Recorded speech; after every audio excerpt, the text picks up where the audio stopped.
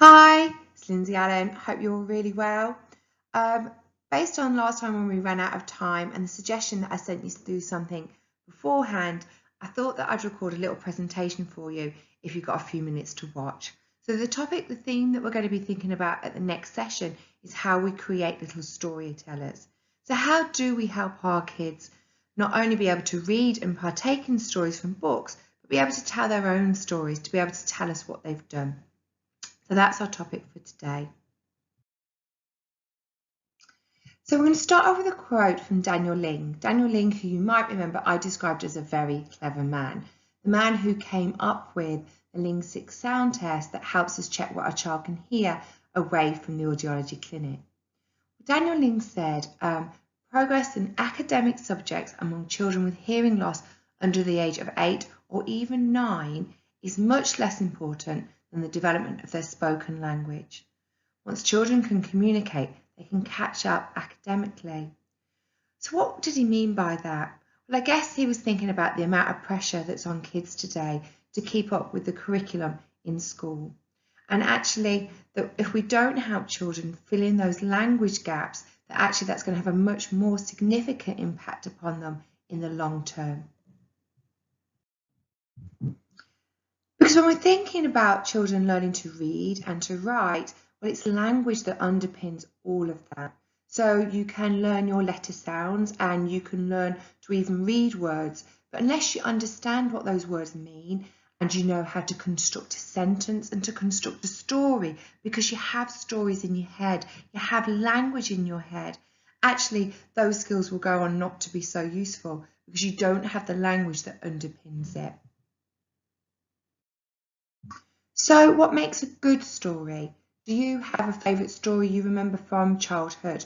Or do you have a favourite story that you read with your child? You know, the one that you have to read again and again and again.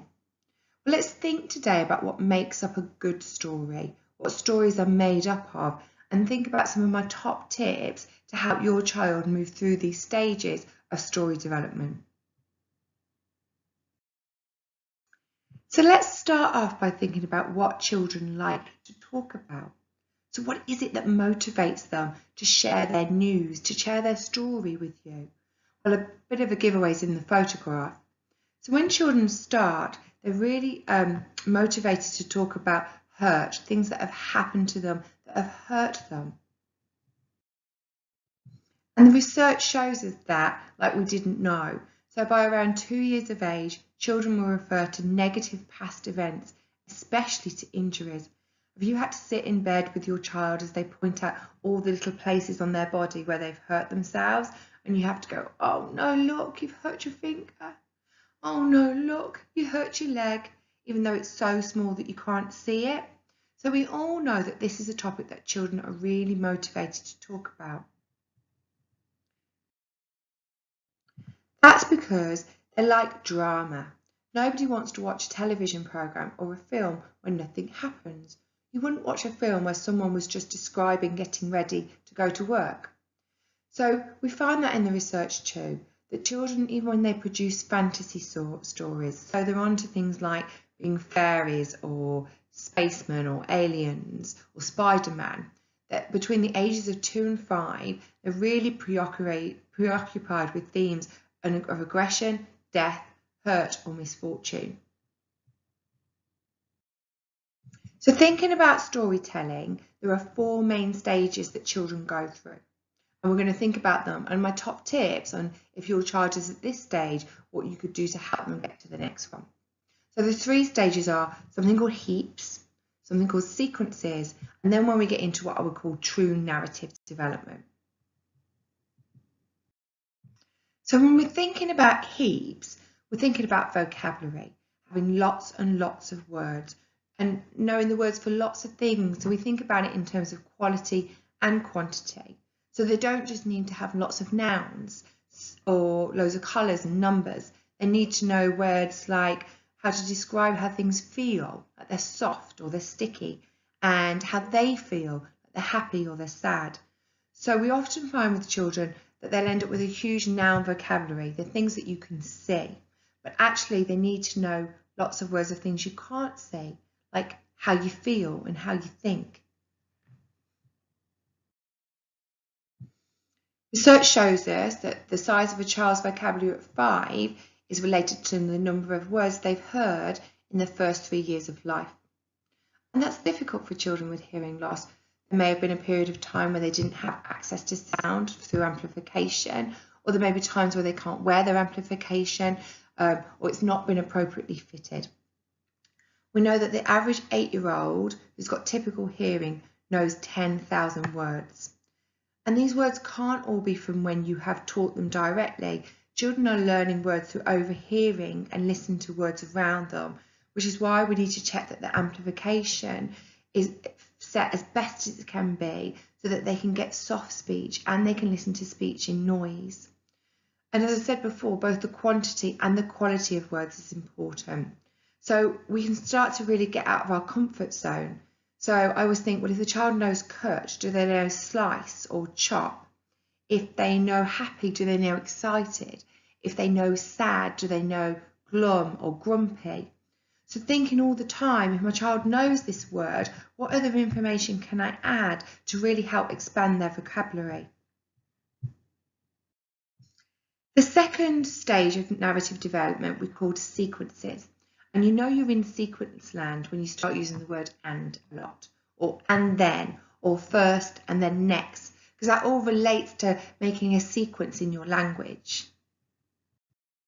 And I'm sure you'll recognise some of these books. Probably you've got them at home for your child. Things like Brown Bear, or Spider, which is the one we're going to do when I come to Leeds next. So if you've got it, you might want to bring it with you. Books like Oh Dear Zoo are all what we would call sequence books. They're highly predictable, they're highly full of repetition, so that the child can really guess and predict what's going to happen in the language so they can start to take their turn. So my tip, if this is the stage that you're at, is to talk lots about the sequences that go on in daily life. So it might be just around putting the washing on, getting your child to help you go and get the dirty clothes, open the door, pull out the drawer, get the washing powder. So talking to them about the sequence where we do this and then we do next. And even more than that, getting them to help with any physical turn that they can do. So can they open the door? Can they press the button? Although I know that that's backfired on me when my daughter started turning the washing machine on all of the time. Things like getting your child involved in helping making the porridge in the morning. Do they know that they need to get a bowl and a spoon and the porridge and the milk? Can they slice a banana to go on the top?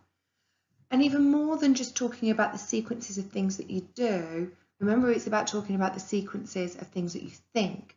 So it might be Daddy likes porridge and Mummy likes porridge and Eleanor likes porridge, but Jay doesn't like porridge. Or in our house, Daddy's asleep, Eleanor's asleep, but Mummy's not asleep. So trying to see sequences in not only what you do, but also then sequences in how you think and behave and feel. And your child will start to say these things and come up with these sequences for themselves. So at the moment, my daughter's in the car doing the I like song. I like Jaffa cakes, I like chocolate. So this is an example of her coming up with her own sequences in her head and just spontaneously making up a song about them. The third and more complex level is when we get into true narrative. And this is what you'd recognise as a story. One that has like a beginning, a middle and an end, and has like cause and effect events. So something happens and then something else happens. Or you know where it is, it has a place and a setting and a time, and you know there are characters and feelings and people say things. So this is when we're moving into true narrative. And to remind yourself, if you haven't watched them for a while, you could go and watch Peppa Pig versus Ben and Holly. So Peppa Pig is aimed at a younger age group than Ben and Holly. So you could watch them and think about, well, what's the difference in these two things? And I'll give you some pointers. So Peppa Pig, the things that go on are very much about daily life, whereas in Ben and Holly, we're into more fantasy land. I mean, they're a fairy and an elf. And the things that happen within their stories are more complex, whereas in Peppa Pig, they're very much related to things that the child would have experienced in their day-to-day lives. In Peppa Pig, there are loads and loads of use of sequence. which is where they say things like Daddy Pig was swimming, Mummy Pig swam, is swimming, Pepper is swimming, and George is swimming. You'll find in all of these sequences very clear patterns that they use within the narrative, because we know that ability to understand sequence is what comes before understanding more complex narratives, like you'll find in the ones in Ben and Holly. And it doesn't really matter, but I think it's just useful to know why Peppa Pig is so appealing to children younger than it is to children when they get to watch Ben and Holly. And it helps us really think about the types of books that they're going to pick and want to read. So if you're at this stage with your child, what I would be doing is lots of what I call supported storytelling.